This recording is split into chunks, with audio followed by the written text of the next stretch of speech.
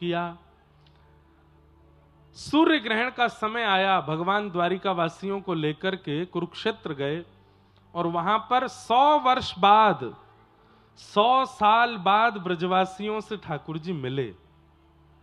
इतना करुण प्रसंग है व्रज द्वारिका मिलन महोत्सव।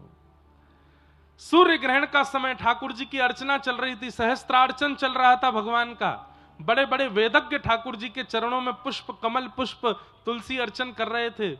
और उसी समय किसी ने धीमे से कान में जाकर के कह दी, लाला ब्रजवासी आए हुए हैं यहां पर।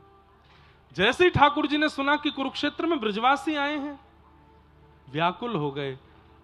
वहां ब्रजवासियों को पता चली कि लाला यही हैं कुरुक्षेत्र में, तो नंद यशोदा दोनों व्याकुल होकर के ठाकुर जी से मिलने के लिए गए हैं। यशोदा मैया जैसे ही सभा में आई, ठाकुर जी तो भूल गए मैं कौन हूं, कूद पड़े अपने सिंहासन से और दौड़ करके जाके मैया की गोद से लिपट गए। इस समय ठाकुर जी की अवस्था कितनी है? 111-12 वर्ष के हैं ठाकुर जी। और यशोदा मैया कितने साल की हैं? लगभग 200 वर्ष की हैं यशोदा मैया। अत्यंत वयोवृद्ध अवस्था में यशोदा मैया।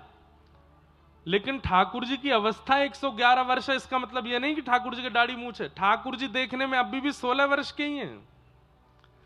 भगवान 16 वर्ष से ऊपर की अवस्था में कभी प्रवेश नहीं करते शरीर से। हम लोगों के दाढ़ी मूंछ निकल आती है, हम लोगों के झुर्रियां पड़ने लगती हैं, हम लोगों के शरीर। ठाकुर जी सदा 16 वर्षीय रहते हैं। कुमार अवस्था से ऊपर नहीं जाते ठाकुर जी, युवा अवस्था में प्रवेश नहीं करते। दौड़ करके ठाकुर जी यशोदा मैया की गोद में लिपट गए। भगवान की 16,108 पत्नियां, भगवान के पुत्र पुत्रियां, उनके भी पुत्र, मतलब नाती पोते भी हैं ठाकुर जी के। सब लोग इधर देखो।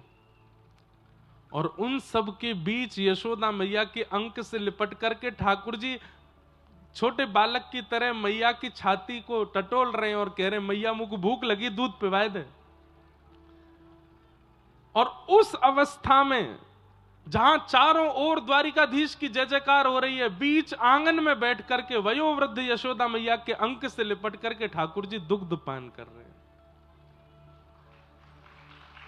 रुक्मणी, मित्रविंदा, जामवती, ये सब देख करके आश्चर्यचकित हो रही हैं। ये हमारे पति हैं, ये परमात्मा हैं, ये भगवान हैं, ये द्वारिकाधीश हैं।